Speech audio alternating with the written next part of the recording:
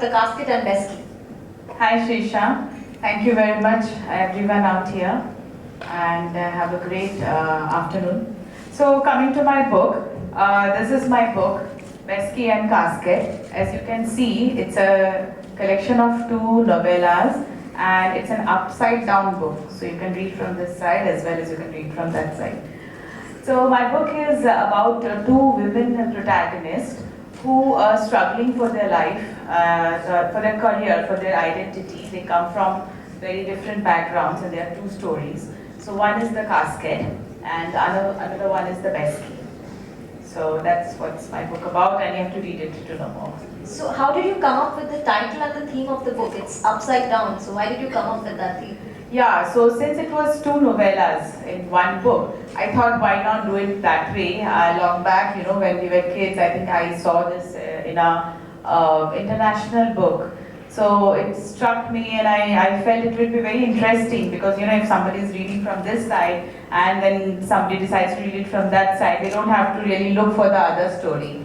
So that's the thing. And the casket is about a casket, it's about a box, a small ivory box, which connects two women from two different eras.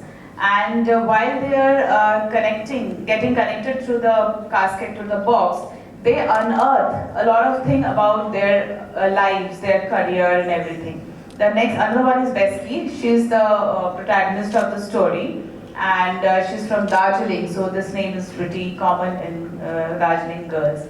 So I really like this name, and that's how. So what kind of messages did you want to convey in the book? So as I said, it's about the women identity, and in both my books what I've tried to convey is that despite all the difficulties women have, they just have to, like when you are struggling through your identities, through your career and all that, you might feel there are a lot of challenges, and you might feel that it would be really impossible to, get across the challenges. But what I have tried to convey in my book is that once you decide that whatever may come, I'm going to take over, and I'm going to take over my life the way I want to be, and you stand up for it. That after that moment, you will find situations that will come and that will help you come out of the situation. So the first step is, you are the first step, you have to take the first step. After that, things will follow. It's like they say, the कायनात भी आपको हासिल करने में आपकी success आपकी कोशिश help करेगी. So how well do you think that you have conveyed your emotions on paper? Do you think you did justice to your emotions? Yeah, of course, I think so. And of course, obviously the readers would be able to tell me more about it. But it took me pretty long to write this because I wrote this and then, I really lived the book.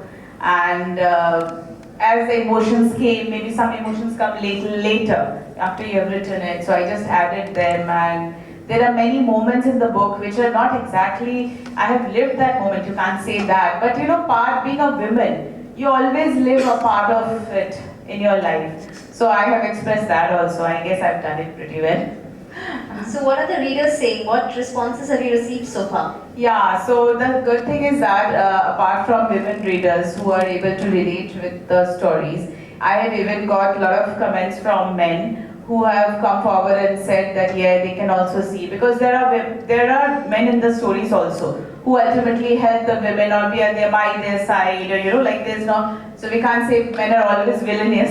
They're also our friends. So they were also probably able to relate with the character in the book, and I'm getting a pretty good response.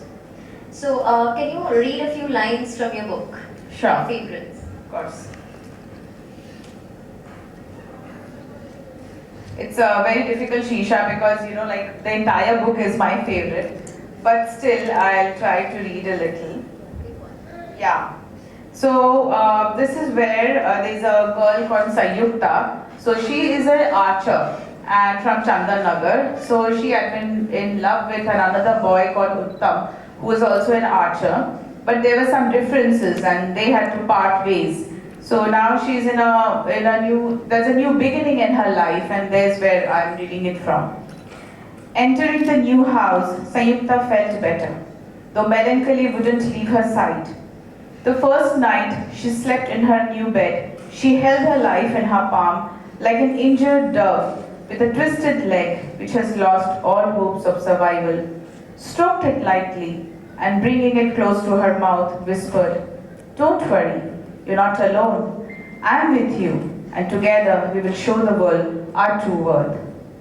She started practicing, shifting to recurve, and was quickly spotted by a coach who had thus far trained only boys. She pulled the bow, and automatically the magic sound resonated. Listen, hold the left grip, aim accurately, maintain the bow arm until the end when shooting, and remember, I love you. The last three words, for the first time, brought a bitter taste in her mouth. She was distracted and failed to shoot at the target. And then the story continues. Okay, so before we wrap up, do you have any advice for other writers or young writers?